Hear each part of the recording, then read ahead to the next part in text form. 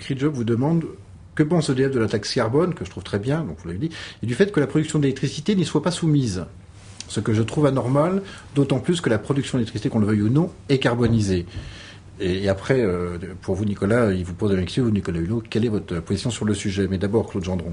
Alors, il n'est pas du tout exact de dire que la production d'électricité n'est pas soumise à la taxe carbone. Elle ne serait pas dans la taxe carbone qui va concerner les usages énergétiques diffus, mais la production d'électricité est déjà soumise au système de quotas de CO2 parce que les centrales électriques émettrices de CO2 doivent aujourd'hui acheter une partie de leur quota et à partir de 2013 la totalité de leur quota.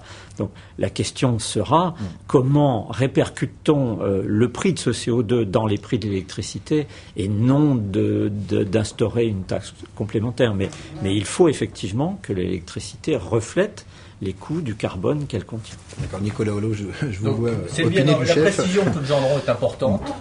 Le problème, c'est qu'effectivement, ça n'est pas répercuté chez le consommateur final, et que s'il y avait un effet pervers de la taxe carbone, c'est que ça reportait la consommation énergétique sur la consommation, ça amplifiait la consommation d'électricité. Tous les efforts qui ont été faits par les uns et les autres pour devenir plus sobre en consommation d'électricité seraient à ce moment-là annulés, et qu'on aurait un problème de capacité de production, sauf à y revenir tout à l'heure, à augmenter éternellement les modes de production et les moyens de production, ce que évidemment nous ne souhaitons pas. Donc d'une manière ou d'une autre, mais c'est plutôt un problème réglementaire, il va falloir faire en sorte que ça soit répercuté à un moment ou à un autre dans le consommateur, chez le consommateur final, pour l'inciter, là aussi dans l'électricité, à être aussi sobre que dans les autres modes de prélèvement énergétique. Et ça, on est bien d'accord là-dessus, et il faudra, et c'est encore une fois, c'est plus un problème réglementaire, voilà.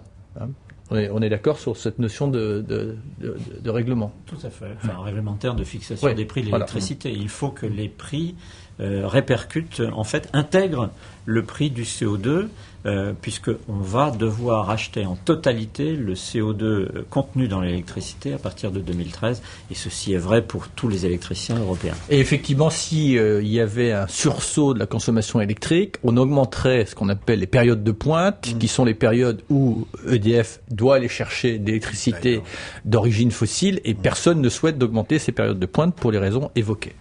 Voilà.